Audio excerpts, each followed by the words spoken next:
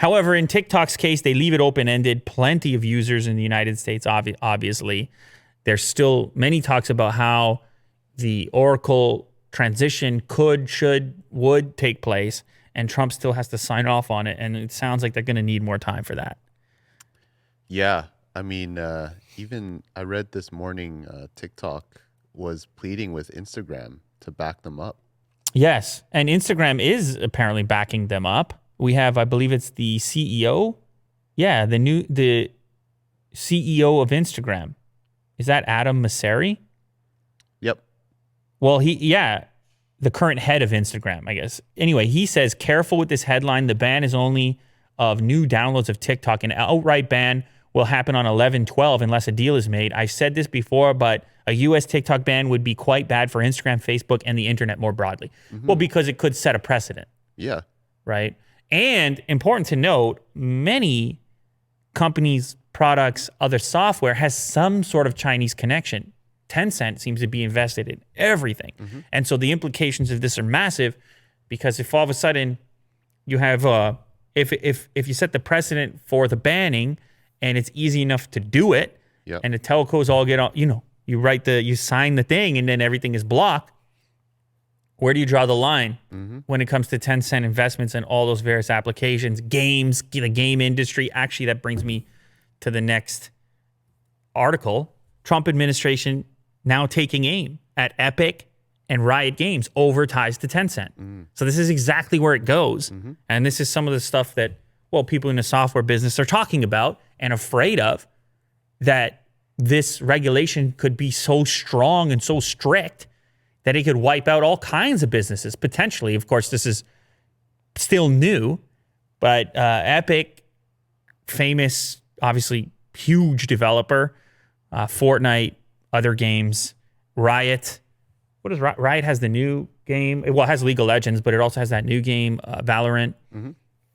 Riot is 100% owned by Tencent, by the way. Right.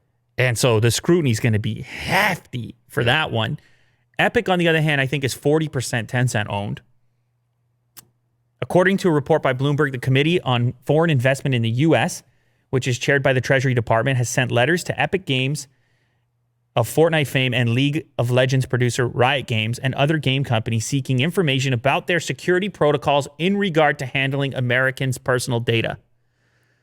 This is an early warning sign. Hey, we're going to look at you in a similar fashion how we've been looking at this other stuff. Yeah. Similar fashion how we've been looking at TikTok. Similar fashion how we've been looking at WeChat. So it's a real threatening tone to it. Now, WeChat, TikTok, 100% foreign ownership. Riot Games, 100% foreign ownership. Fortnite, or Epic, sorry. Yeah. A little bit more protected in the sense that it's only a percentage of foreign ownership. Same goes for Activision. Activision, there's a 5%. Tencent has a 5% stake in Activision Blizzard. So I would have to assume the lower percentage ownership wouldn't require the same amount of scrutiny. You would presume that most operations and things happen locally, but they're asking the questions. They're saying, show me the data. It's starting. Show me the data. And if any of that stuff's floating the wrong way, it could be problems. Will it be TikTok problems? It remains to be seen. We have to wait and see. But certainly at the top of this list has to be Riot Games. 100% Tencent ownership. Believe it or not, it wasn't. It was in 2011. They paid $400 million for a 93% stake in Riot and then acquired the company completely in 2015. So that is, they might be on this same level of investigation as TikTok or WeChat at this point. I mean, what's the difference?